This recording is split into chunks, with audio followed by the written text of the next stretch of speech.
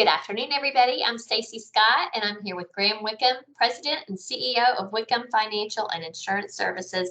And we're back with you today for our weekly wrap-up. As everyone knows, fall has arrived. The air is crisper. The football season is in full swing. Baseball season is wrapping up with playoffs, and we've got some volatility in the market. Graham, what can you tell us about that? Well, I think you hit the nail on the head, Stacey. September is traditionally one of the worst months in the markets, and it's not proven that point wrong. So it's been extremely volatile. I mean, it's been a volatile week, volatile month, volatile quarter, volatile year, and anxiety is high, right? So last week was no different. I mean, we saw the indices, the S&P, the NASDAQ down 3 to 2.5%. But interesting enough, we only saw the Russell, the small cap, which you would inherently feel much more volatile, was only down 1%. I'm not sure if that's telling us anything yet, but I think it is something interesting to maybe start to follow and see if that starts to spread out and are we seeing some lower points in this market. Not ready to say that yet. 10 of 11 of the S&P sectors were down. But interesting enough, we saw the safe haven sectors, at least the utilities, off 8.5%, maybe real estate off 4%. So you are seeing the most aggressive, maybe down the least, the most conservative safe havens, maybe down more. You know, that's not a little back of the envelope math on that one. But a week of volatility was really it. We saw the employment picture really strengthen when hopefully we're going to see a weakening of the employment picture, which would maybe give some optimism that the Fed doesn't have to be as aggressive because there may be some unemployment pain out there, which means demand might come down and the Fed doesn't have to be as aggressive with their stance against inflation. From a trade standpoint, we really saw that narrow in August, suggesting some tailwinds for a third quarter gross domestic product. We'll just have to see how that all shakes out.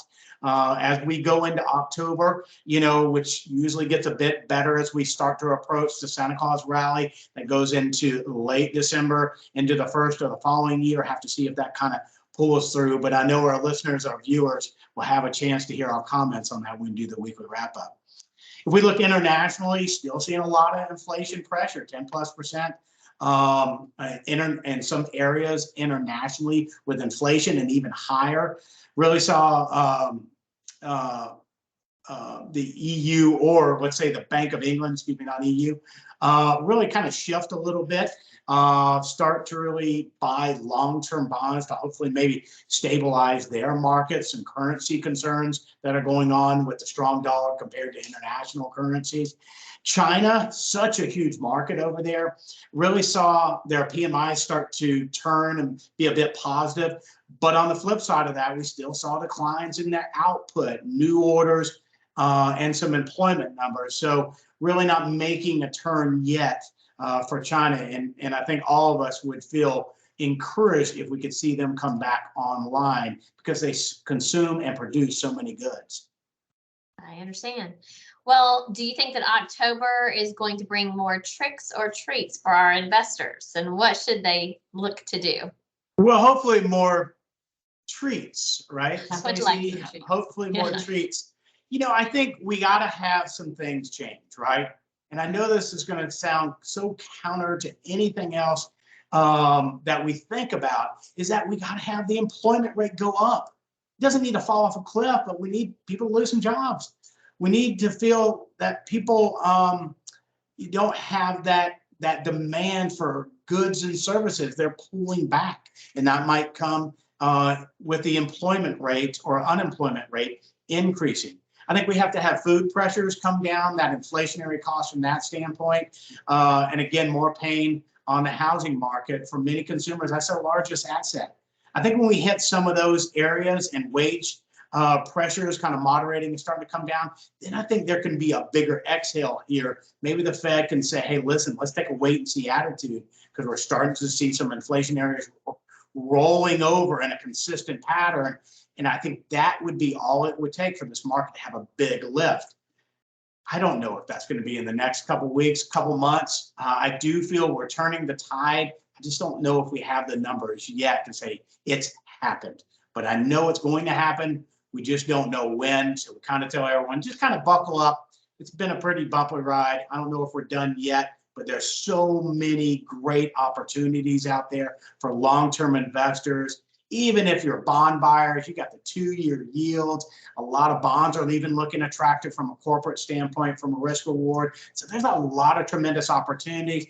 But again, Stacey, I'll wrap it up with this. We always want our retirees and pre-retirees just to be extra cautious. Everyone just be a little extra cautious. You know, we're not out of the woods.